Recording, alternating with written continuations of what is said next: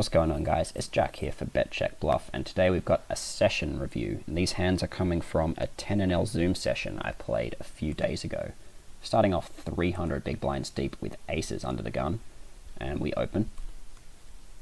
And we get a call from the big blind. We get a Jack 5-6 with 2 diamonds. And we bet about 2/3 of the pot. And we get raised. And we call. And see a king of clubs on the turn, and we get a bet of $2 into $3.30, and we call. And we get an 8 of hearts on the river, and then the villain Overbet ships it. So when we get to this river, we have some very strong hands. Sometimes we just have jacks, sometimes we have kings, turns top set, and we have some weak hands. We have some missed flush draws ourselves, but more often than not, probably over 80% of the time, we're going to have a hand similar in strength to the one we're holding. Something like ace jack where we decided to call turn, queen jack suited where we decided to call turn, ace king where we floated and picked up top pair, aces, queens, those sort of hands where they're all essentially bluff catchers. We don't beat any of the villain's value, but we beat all of his bluffs. And so it's kind of inherently obvious that if we were to call with all of those hands, we would be calling this bet way too often. And if he were too value heavy, we'd just be getting owned. But at the same time, if we were to fold all of those hands, we would just be getting owned by his bluffs. So we need to sort of try and work out which of those hands make the best calls and which of them make the best folds. And of all of those hands, aces is actually the strongest nominally, but it kind of makes the worst call, as I decided. And most of that comes down to the fact that we're holding the ace of diamonds. What the ace of diamonds means is that our opponent can't have the ace of diamonds in his hand, which basically means he can't have been semi-bluffing with the nut flush draw and continued to bluff and be bluffing this river with the missed flush draw. So by not having any of those hands in his range, he becomes a lot more value heavy. So we'd be better choice to consider calling with hands that don't have a diamond and particularly don't have the ace of diamonds. So given that, I decided to let this one go.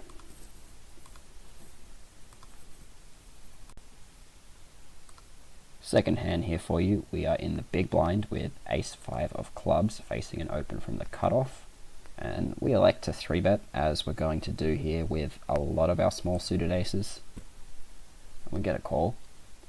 We see a pretty favourable flop, Jack 7-2 with 2 clubs. In general, in 3-bet pots, you're going to want to check with your flush draws that have some degree of showdown value and bet with the ones that don't. So we decide to check here, and our opponent checks behind. We have the 3 of spades on the turn, picking up a gutter. Now, when our opponent checks behind, he defines his range a bit for us. What he's basically saying is he has something, because if he had a hand like 10-8 suited, 8-9 suited, some sort of gut shot with no showdown value, he probably would have stabbed flop. But he also would have bet flop with his strong hands, 7s, jacks, any sort of jack X, basically. So what that means is the majority of his range is made up of hands that are marginal but slightly better than ours. So what this turn does for us is it opens up a good opportunity now for us to double barrel and get him off pretty much all of those hands all of the time. So we bet 140. Worth noting, like, even if this turn wasn't so good for us, there are a lot of turns we'd be betting on. The only turns I can think of we wouldn't bet on are probably a jack, a 7, because they make pretty bad bets, and a 5 because we'd move ahead of our villain's ace high. And we face a raise, so we need about 28% to continue here. So we have around 24%, assuming we always have the worst hand, and then an ace would not be good for us. We have around 30% if the ace would be good for us. Including implied odds, we basically just have way too much equity to ever consider folding here. I think calling is slightly better than 3-bet ripping it in, so we do. And we get a 5 on the river, and we check. And our opponent checks back. And he has the king high, and we take down the pot. For our next hand, once again, we're in the big blind with a suited ace facing an open from the cutoff. This time it's a little bit bigger. Of the suited aces, ace 9 probably makes the worst candidate to 3-bet, but my general strategy is that I'm a little bit more 3-bet heavy from the blinds than most people, so that's what I decided to do here. And we get a call.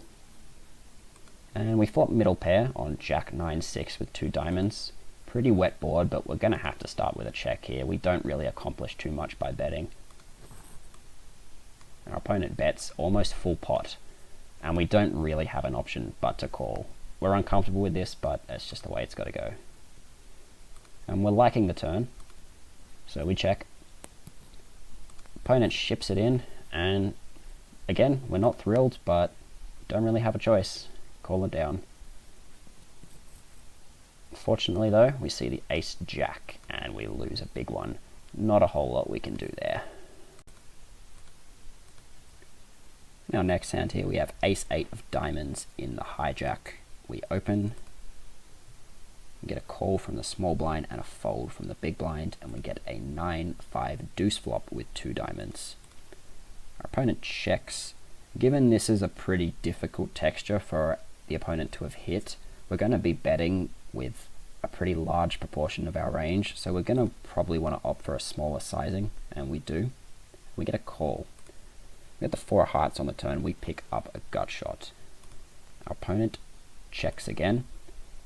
Now, contrary to the flop, we're going to be betting this turn a little bit less frequently, in fact quite a lot less frequently. So what that means is we should probably size up a bit. I actually don't think this is big enough. I would even consider going like $1.10 here. But it's okay. And we get a call. We get the king of hearts on the river.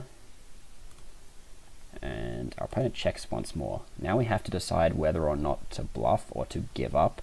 The thing that kind of sucks about bluffing here is that our blockers aren't that great, in that we're blocking the diamonds, the misflush draws that we want our opponent to have that he can fold.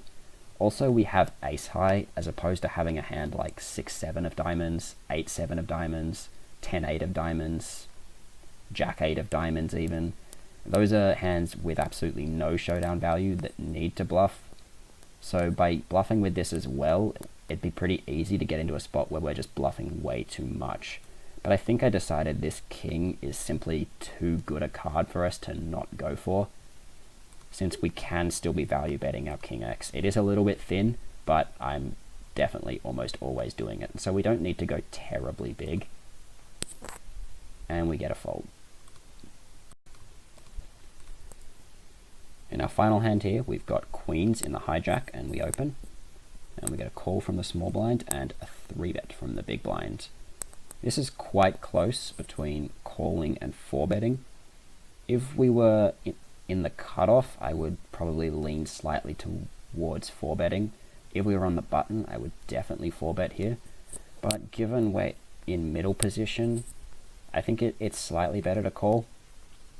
We don't really want to be getting this in for, 100 big blinds effective. It does kind of suck that we give the small blind a pretty decent price to see a flop and we have to go 3 ways, but I think it's the way to go, and the small blind folds anyway. We see an 8-9-4 with 2 hearts, and the villain checks. We kind of have 2 choices here. Both of them are betting. I don't really think we can ever consider checking back this particular hand. And we can either bet a little bit larger, something a little over $2, a little over 2/3 pot, and get this in 2 streets, or we can bet smaller, something like $1.30, $1.20, and get this in over, with the intention to get this in over 3 streets. I think we went for the smaller size. Yeah, we did. I think that's given a lot of the time the villain has some kind of ace high hand that we don't really need to charge him that much to deny him that equity, if that kind of makes sense. So we went for the smaller size and we get raised, and this is a must call basically. Get a 7 of spades on the turn, and the villain checks again. Now when people take these weird kind of lines, most of the time they were just kind of getting out of line with some random ace high didn't really know what to do, tried something, it didn't work, and they're just giving up here. Which kind of sucks because it means when we put in the half pot bet, which is the villain's remaining stack, we don't ever get paid really. But it works out slightly better, I think, than checking back, because for one, we get to deny our opponent the equity of his ace king high type hands. And also, I don't think he's going, when he takes this weird line, he's going to bluff the river enough to make up for that, basically. So sometimes as well, he does just have tens and jacks and we get it in ahead here. And we definitely don't want to be like giving a free river and then having the chance to get like another scare card and then we don't get paid. So we put it in and he folds. That's all we've got here for you today, guys. Leave a like if you enjoyed and be sure to subscribe for more.